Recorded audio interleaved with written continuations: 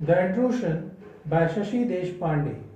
Characters, Summary, Analysis. Hello and welcome to the Discourse. The Intrusion and Other Stories was a short story collection by Shashi Deshpande, published in 1993. Her stories portray the Indian way of life in a language of our emotional makeup and successfully infused the tempo of Indian life in her English expression. The Intrusion is the title story of the book. The story revolves around the consent of a woman. Her parents do not give importance to her consent before her marriage. Later, her husband also ignores her consent. Consequently, her husband intrudes into her privacy and she cannot protect herself from the intrusion into her body. The intrusion, as the title suggests, is the unwanted entry of someone or something. In this case, the title refers to the intrusion of the man in the private space of the woman without her consent. At another level, the intrusion is also of societal expectations into the way of living of a newly married woman. George Bernard Shaw once said, "Marriage is legalized prostitution." The story suggests that it can be forced prostitution too, as it discusses the issue of marital sexual violence. Characters of the intrusion. The story revolves around a newly married woman who is the narrator. She is an Indian girl who just got married to a man chosen by her family. She knows nothing about her husband and he is a total stranger. The girl hopes to develop a friendly relationship with that stranger who is already her husband, but the husband has other plans. The narrator is unnamed and it appears that the author left her unnamed deliberately. It lets the story offer a sense of déjà vu as the reader to their own life and the story appears relevant. Her husband is the other character whom she calls the man, the stranger to whom she has already been married. He is a young Indian man who acknowledges his privileges for being a member of the patriarchal society and practices his authority with utmost ruthlessness, thus intruding the privacy of his wife without acknowledging or caring for her consent. The story is about the marital rape he attempts on his wife. Summary of the intrusion. The narrator is a newly married girl who belongs to a middle-class Indian family. She is a modern, educated woman who expects that husband and wife should know each other pretty well and be good friends before they start a normal married life. She is not a frigid woman incapable of love. She is only shy and frightened about exposing the mysteries of her body to him. She has her own dreams of how husband and wife should be. She got married to a man of her family's choice whom she never knew nor ever met before their marriage. She had no choice nor any say in that marriage because she also had younger sisters and her revolt could have ruined their prospects. After her marriage, she reaches her husband's home, which is crowded. She hardly gets any time alone with her husband and he remains a stranger to her. However, the man is eager to consummate their marriage, so he decided to take the narrator on a trip which is supposed to be their honeymoon. The narrator, along with her husband, crosses a fishing village. She is aware of her physical surroundings as much as she is aware of her inner chaos and the unreasonable twinge of irritation against her husband. They walked out of the seaboard and were back in the village, hiking up a steep rocky path and finally reaching the top with the square stock building. The newly married couple hardly know each other. Therefore, the narrator feels uneasy about her partner. The unease that the narrator experiences continues to grow when they are finally boarded indoors. In the room, the man attending to them opened the window to let the wind in. The narrator was aware of the man smirking and revealing an awareness of what they had come for, and the gaze that the man was giving made her feel uneasy and embarrassed. The man left the room, having left alone to themselves. She felt a painful silence as if they were strangers left to themselves. Soon, silence predominates into the room between them. Therefore, to break the silence, her husband suddenly starts talking.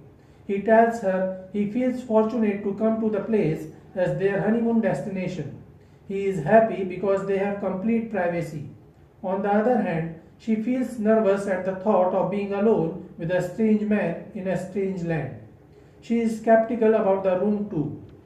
She describes the room as non-homely and says, The sheets looked grubby and the pillow covers disgustingly greasy. It didn't look like seem like a pet place where children have ever shouted. She doubts that the room was frequently visited by prostitutes. Because of the tedious journey, the narrator feels tired. Therefore, she relaxes in the chair and she is lost in her thoughts. Suddenly, he breaks the silence and asks why she is so silent. She says that she is a little tired. He comes closer and puts his arm around her firmly, which causes her uncomfortable. However, she pretends to act normal and gets up.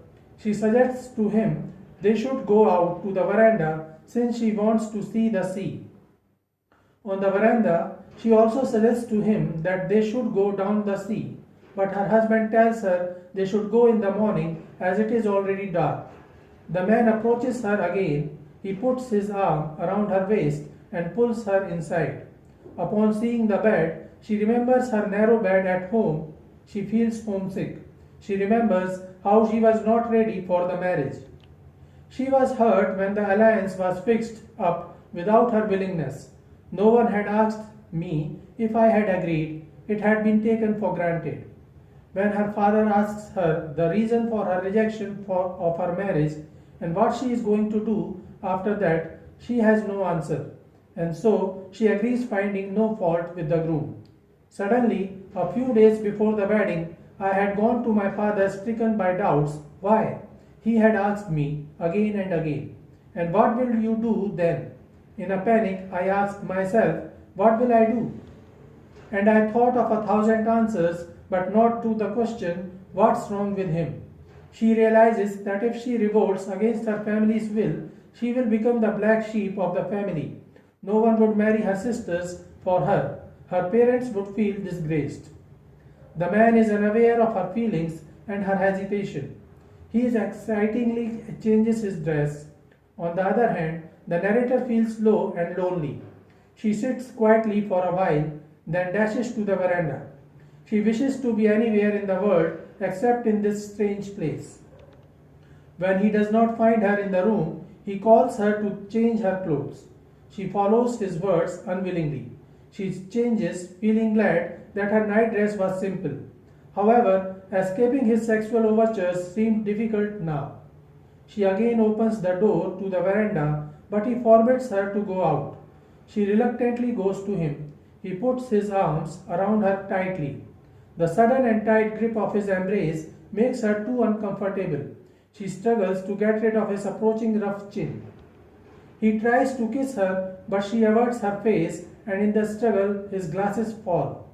His touch reminds her of the instances of molestation that the character experienced from faceless, nameless men in crowds. Her defiance makes him furious, and he demands to know why she is avoiding him. Finally, she breaks the unbearable silence and says that they don't know each other. He is astonished to hear that. She wants to express her feelings that she wants to know all about him. She wishes to develop a friendship, a cordial relationship, and a level of comfortability. However, his views of marriage is limited to only satisfying the physical needs of the husband. The other state of mind and emotion are marginal things to be avoided. He thinks marriage gives the man the license to invade his wife's privacy. The man thinks that he can come to know his wife through physical intimacy. Her consent has no value in the relationship. She can't say a word anymore because his fierce look frightens her and she knows it is futile to express her feelings to him. Discontent fills his face and he lies still in the bed, uttering nothing. After him, she also tries to sleep. She remembers the days when she was not married. She is very practical and before her marriage, she wanted to know men more before getting involved with her married life. Hence, before her wedding, she reads a book on sex. Unlike the other girls who have their own dreams of their husbands, she thinks of the realities of her would-be husband. And there were all those fears crouching in him. Would his breath smell, and were his feet huge and dirty with uncut toenails? And did he chew his food noisily and belch after meals? However, The man to whom she is married is uninterested in her as a person. He considers her a property that he has a right to exploit. Somehow she falls asleep. At midnight, she finds herself in a dreamy state. She is lying on the beach. She feels the waves hitting her hard. When she comes into consciousness, she realizes that the sound of the sea is real, but it is not the wave, rather, her husband is hitting her body. She attempts to push his chest away from her body, but she fails. He has intruded into her private space. She wished her husband to become her friend and understand her before they undergo any of the experiences a husband and a wife undergo. But finding him keyed for a different experience, she was unable to communicate none of these things to him, and as a result feels humiliated when her husband forces himself on her. On the whole, she finally becomes submissive and compromises with life as any other Indian wife does. The story raises the issues of troubles in an arranged marriage and suggests that proper coordination and a reasonable mutual understanding between husband and wife is essential for a happy married life. So this is it for today. We will continue to discuss the history of Indian English literature. Please stay connected with the discourse.